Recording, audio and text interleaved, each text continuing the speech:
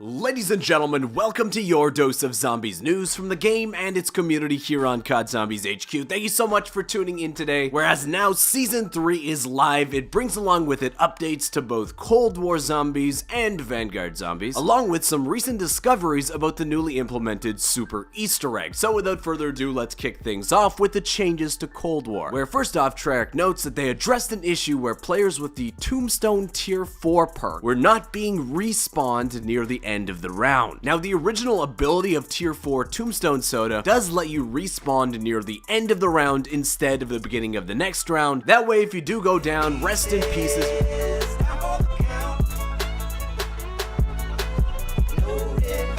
You can respawn, hopefully get some of your perks back, while maybe one of your friends in the game is saving a zombie so that you'll be ready to go for the next round when it starts. Well, for a lot of people, this tier straight up wasn't working at all. I know it's been an issue in Cold War Zombies for a long time now, so it's very interesting that Treyarch finally decided to fix it. Beyond that, Treyarch also says that the weapons from Season 6 can now be obtained from the mystery box. These are things such as the 410 Ironhide Shoddy, the Grav, and the Lapa have also been added into the mystery box rotation as of this update. And sticking within Cold War for a second, players noticed that within the message of the day screen, Treyarch seemed to be giving us a hint about another aspect of the Super Easter egg that we didn't really know about before. Where now, on every single Outbreak Zombies map, there exists what appears to be a monkey mask, where if you approach it and interact with it, it automatically guarantees that the next Outbreak map you'll warp to will be the map Zoo, where the Super Easter egg altar is located. Although, as we already mentioned, you could just skip all this by using the Outbreak Collapse game mode they just added and selecting Zoo right off the bat. A much easier way than looking for monkey masks on the Outbreak maps, but hey, at least it's an option they added into the game. But moving on to our next story, as Season 3 has now gone live in Vanguard Zombies, Treyarch has made some changes to the game mode itself, where first of all they point out that the weapons included in the Battle Pass are available to be played in Zombies. This shouldn't need to be mentioned, it should be automatic, but they also do reveal that the weapons from prior Battle Passes will be available to unlock in Zombies via their own challenges. Furthermore, they made a change to honestly what is probably my favorite Covenant in the entire game, where they say they addressed an issue where the Deadshot Covenant was not always moving weapon crosshairs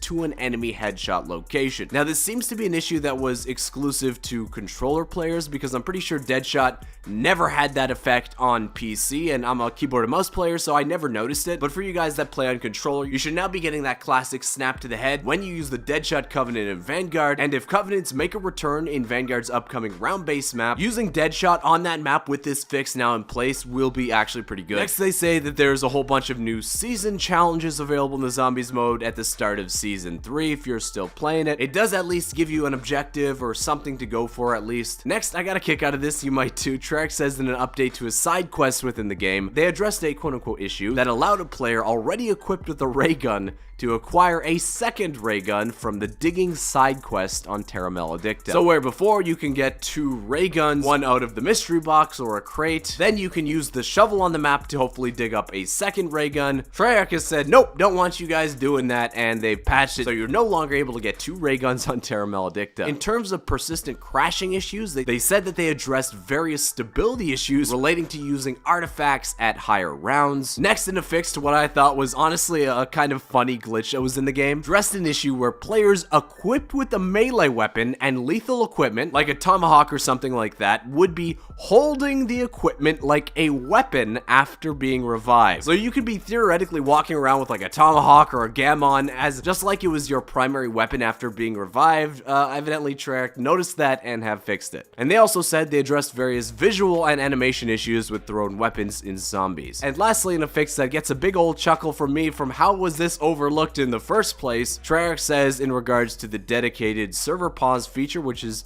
only available in solo games for now and only for a certain time limit, they said they addressed an issue where accessing certain menus could unpause the game while you're trying to change some settings. So yeah, while server pause has finally been implemented into solo games, and they're evidently working on fixing issues with it, there still has been no word when pause will arrive for co-op matches in Vanguard Zombies. A feature that honestly was awesome to have back in Cold War. But guys, that wraps up the news today. I want to thank you so much for watching. Hey, if you enjoyed it, if you learned something new, consider leaving a thumbs up down below. Subscribe to the channel if you haven't already. Considering the fact that Cold War Zombies is the place to to be in Season 3 if you'd like to hear the responses from the Treyarch devs in regards to the release of this super Easter egg the other day. Be sure to tap out now, check out yesterday's video on it, and I'll see you with another Zombies news video very soon. Peace.